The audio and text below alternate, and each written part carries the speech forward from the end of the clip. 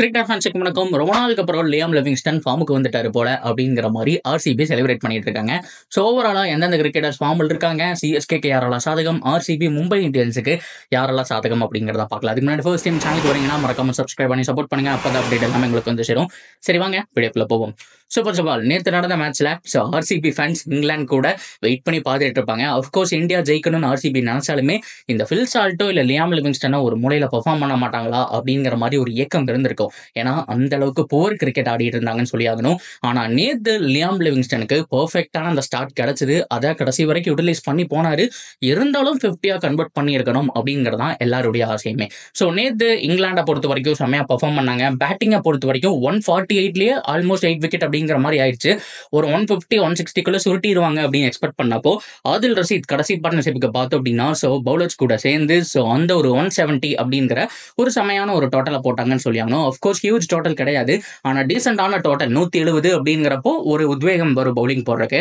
So அந்த வகையில் ஆரம்பத்தில் அபிஷேக் சர்மா அண்ட் சஞ்சு சாம்சன் 2-3 பவுண்டரியெல்லாம் அடிச்சு ஆல்மோஸ்ட் 2 ஓவர்லேயே 15 ரன் 20 ரன் அப்படிங்கிற மாதிரி வந்தாலுமே கூட பேக் டு பேக் விக்கெட்ஸ் அப்படிங்கிறத போச்சு நம்மளால பார்க்க முடிஞ்சது. இந்திய அணி திணறதுன்னு தான் பார்க்க முடிஞ்சு. அஃப்கோர்ஸ் வருண் சக்கரவர்த்தியோட பெர்ஃபார்மன்ஸ் பீக் லெவலில் இருந்தது.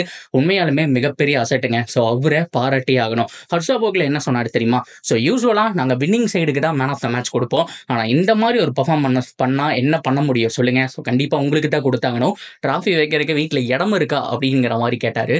அது எல்லாமே one of the best moment அப்படிங்கிற மாற்றம் கிடையாது. So congrats Varun. ஸோ கண்டிப்பாக அவர் இன்னும் பெர்ஃபார்ம் பண்ணணும் அப்படிங்கிற மாதிரி தமிழ்நாடு சார்பாக நம்ம எல்லாமே எதிர்பார்க்கலாம்ங்கிறதுல மாற்றம் இல்லை. அண்ட் இதை தொடர்ந்து லியாம் லிவிங்ஸ்டனுடைய பெர்ஃபார்மன்ஸ் ஆர்சிபியை அப்படியே மனசை குளிர வச்சிருக்குன்னு சொல்லி ஆகணும். டீசென்டான பெர்ஃபார்மன்ஸ். இது போக சிஎஸ்கே ஃபேன்ஸ் கொண்டாடக்கூடிய பெர்ஃபார்மன்ஸ் எது தெரியுமா? ஜேமி ஆர்டன் நல்லா போட்டாருங்க, மாற்றமே கிடையாது. ஸோ ஆஃப்கோர்ஸ் ஒரு பவுலிங் ஒரு ஆல்ரவுண்டர் தான். அதில் நீங்கள் பேட்டிங் அவர்கிட்ட இருந்து எதிர்பார்க்குறீங்களோ இல்லையோ, ஸோ பவுலிங் ஓரளவுக்கு டீசெண்டாக எதிர்பார்க்கலாம். ஸோ ஓஹோன் பர்ஃபெக்டான யாக்கர்லாம் நெயில் பண்ணாட்டியுமே லைன் அண்ட் லென்த் பர்ஃபெக்டாக போடுவார். நேற்று ஒரு 3 விக்கெட் அப்படிங்கிற மாதிரி பார்த்தோம். 4 over 24 run 3 wicket. And Adil Rashid நிறைய கேட்ச் பிடிச்சாது. ஸ்பின் பவுலிங்கும் பார்த்தோம் அப்படின்னா வேற லெவலில் இருந்தது. இதை தொடர்ந்து சிஎஸ்கேல இன்னும் ஃபார்ம்ல இருக்கக்கூடிய பிளேயர்ஸ் யாரு அப்படின்னா டெவான் கான்வே பொறுத்த வரைக்கும் போன மேட்ச் ஃபெயிலியர், அதுக்கு முந்தின மேட்ச் 76 அப்படிங்கிற மாதிரி அடிச்சாரு. ஸோ அஃப்கோர்ஸ் ஐபிஎல் வர எல்லாருமே டச்சில் வரதா பார்க்க முடியுது. டெவான் கான்வே ருத்ராஜோடைய பார்ட்னர்ஷிப் ரொம்ப முக்கியம். இந்த பக்கம் டெவான் கான்வே 76 அடிச்சா, அந்த பக்கம் தலைவன் 86 அடிச்சு வச்சிருக்கான். ருத்ராஜ் கைக்வாடும் ஆன் டிவேங்கிறத மாற்றம் கிடையாது. ஸோ இது போக ஒவ்வொரு டீம்ல இருக்கக்கூடிய முக்கியமான பிளேயர்ஸும் ஃபார்முக்கு வர ஆரம்பிச்சிருக்காங்க. சரி ஓகே, விராட் கோலியோட அப்டேட்டிங் அப்படின்னு நிறைய பேர் கேட்கறது புரியுது.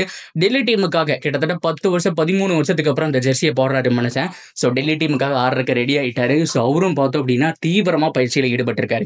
அஃப்கோர்ஸ் ரோஹித் சர்மா, ஸ்ரேயஸ் ஐயர் இவங்க எல்லாருக்கிட்ட இருந்துமே ஒரு மிகப்பெரிய நாக்கு எதிர்பார்த்தோம். ஆனால் அவங்க எல்லாருமே சொதப்பிட்டாங்க.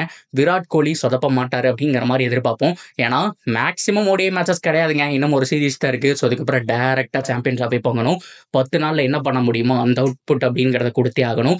இந்தியா கையில் சாம்பியன் ட்ராஃபி வேணும் அப்படின்னா இந்த ரொம்ப முக்கியமான சீனியர் பிளேயர்ஸ் எல்லாமே ஃபார்ம்ல இருக்கணும். ஸோ பிளேயிங் 11 எப்படி இருக்கு அப்படிங்கிற பார்க்குற பட்சத்தில் உண்மையாலுமே நல்லா இருக்கு.